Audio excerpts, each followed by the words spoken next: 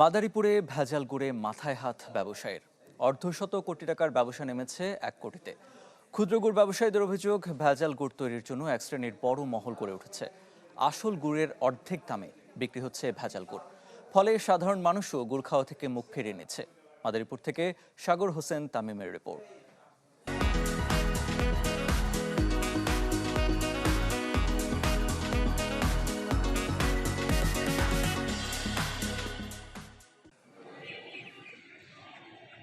একটা সময় ছিল যখন মাদারীপুরের পৌর শহরের কোটের মোড়ে চোখে পড়তো সারি সারি গুড়ের দোকান। মাত্র গেল কয়েক বছরের ব্যবধানে সংখ্যাটা কমেছে।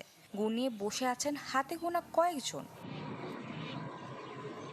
এক দশক আগেও যেখানে প্রতিদিন বিক্রি হতো 10 থেকে 15 মণ গুড়, বর্তমানে তা নেমেছে মাত্র প্রায় 10 থেকে 20 কেজিতে, যার বড় কারণ ভেজাল গুড়।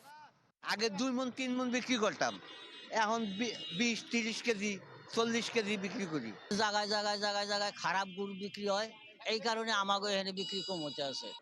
কৃষি সম্প্রসারণ অধিদপ্তরের হিসেবে 10 বছরে জেলায় খেজুরের চাষ কমেছে 30 হেক্টর জমিতে, গাছ কমেছে 37,000।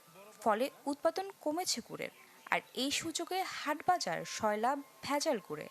যেখানে আসল গুড়ের দাম উৎপাদক পর্যায়ে কেজি প্রতি 400 টাকা আর বিক্রি হচ্ছে সর্বোচ্চ 700 টাকায়, সেখানে ভেজাল গুড়ের দাম কেজি প্রতি সর্বোচ্চ 200 টাকা।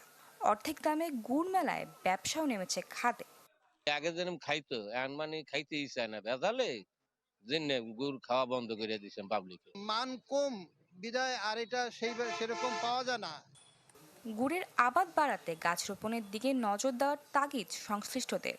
অনলাইনে অনেক উদ্যোক্তা তৈরি হচ্ছে কিন্তু এই খেজুরের রস নিয়ে, সেটার মাধ্যমে যেহেতু আর্থিকভাবে লাভবান হচ্ছে, সুতরাং তারা রোপণে উদ্বুদ্ধ হবে বলে আমি মনে করি। খেজুর গাছের বহুমুখী ব্যবহার বা আরো কিভাবে আর্থিকভাবে লাভবান করা যায়, এই বিষয়ে যদি কোনো ভালো কোনো তথ্য থাকে, টেকনোলজি থাকে, সেদিকেও নজর দেওয়া যেতে পারে।